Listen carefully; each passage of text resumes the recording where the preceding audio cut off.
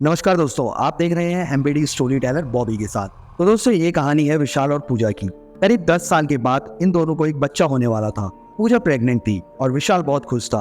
पूजा का 8वां महीना चल रहा था, पर एक दिन रात को उसके पेट में बहुत तेज से दर्द होने लगता है। उस दिन रात में बहुत बारिश हो रही थी और सड़कों पर जाम भी लगा हुआ था, पर विशाल ने जैसे तैसे पूजा को हॉस्पिटल पहुंचाया। करीब 5 घंटे बाद उसने एक बच्चे को जन्म दिया, पर ये जो बच्चा हुआ था वो एक प्रीमेच्योर बच्चा था। मतलब कि पूजा को 9 महीने पूरे नहीं हुए थे। डॉक्टर को लगा कि ये बच्चा स्टिल बॉर्न है। जनरली ऐसा होता है कि जब बच्चा पैदा होता है तो रोता है, पर वो बच्चा बिल्कुल शांत था। तो डॉक्टर उसको इमरजेंसी में ले जाने की तैयारी करने लगे, पर अचानक से वो बच्चा तेज तेज से हंसने लगता है। डॉक्टर को कुछ समझ नहीं आ रहा था, क्योंकि उनके करियर में वो एक पहला बच्चा था जो पैदा होने के बाद हंसने लगा था। फिर करीब 8 दिन बाद वो दोनों बच्चे को घर लेके आते हैं। पूजा और विशाल बहुत खुश थे, क्योंकि 10 साल के इंतजार के बाद उनको बच्चा हुआ। उन दोनों ने उसका नाम आर्यन रखा। 6 महीने बाद वो बच्चा चलना शुरू कर देता है और कुछ अजीब अजीब सी भाषा बोलता है। उन दोनों को कुछ समझ नहीं आता है कि उनका बच्चा क्या बोल रहा है। फिर करीब 3 साल बाद वो बच्चा काफी बड़ा हो गया। मतलब कि वो था तो 3 साल का, पर 6 साल का लगने लगा था।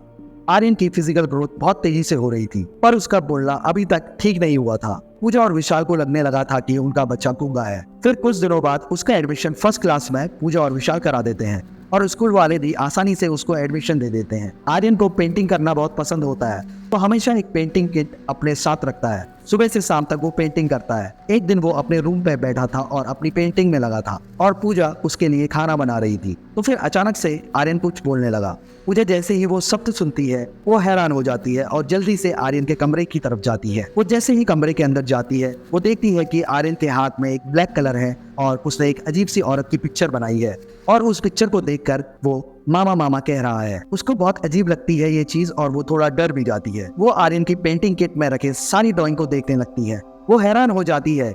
आर्यन ने उस औरत की तस्वीर हर पेंटिंग में बनाई थी, और एक तस्वीर में तो उसने उस औरत के साथ बहुत सारे इंसानों की खोपड़ियों के कंकाल भी बनाए थे।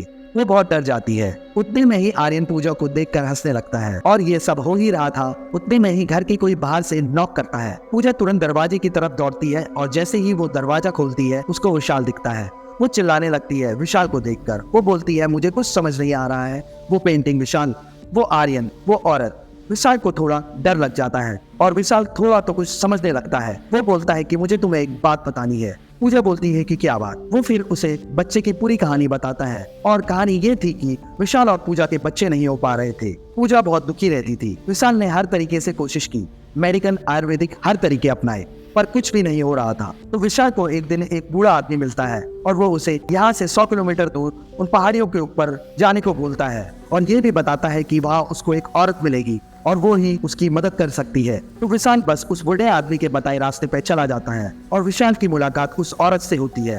विशाल को वो औरत एक डायन जैसी लगती है, पर फिर भी विशाल की मजबूरी थी, और वो अपनी पूरी परेशानी उस औरत को बताता है। वो औरत विशाल से बोलती है कि उसे हर हफ्ते अपने खून की 10 बूंदें देनी होंगी। तो विशाल पिछले कई सालों से यही कर रहा था, पर कुछ हफ्तों से उसने वो करना बंद कर दिया था।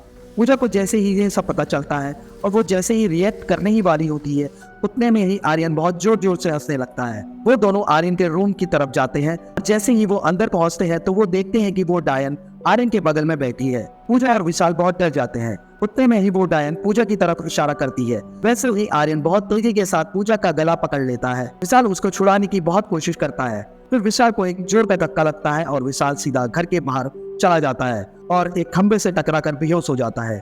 कुछ देर बाद उसकी आंखें खुलती हैं, तो वो उठकर सीधा आर्यन के कमरे की तरफ जाता है और देखता है कि पूजा की मौत हो गई है। उसका गला पूरा नीला पड़ गया था। वो पूजा की बॉडी के पास बैठकर बहुत तेज तेज से रोता है और कहने लगता है कि पूजा, मुझे माफ कर दो। फिर कुछ दिनों तक विशाल आर्यन को उन पहाड़ों में भी ढूंढता है, पर उसको आर्यन नहीं मिलता। उसने अपनी बीवी और बच्चे दोनों खो दिए थे, और लास्ट में वो भी उन पहाड़ियों से कूदकर अपनी जान दे देता है। तो दोस्तों, ये थी विशाल और पूजा की कहानी। अगर आपको वीडियो अच्छी लगी हो तो वीडियो को लाइक करिए, चैनल को सब्सक्राइब कर दीजिए, अपने फ्रेंड्स के साथ शेयर कर दीजिए वीडियोस को। अब मिलते हैं कल रात 9:30 बजे। Bye bye.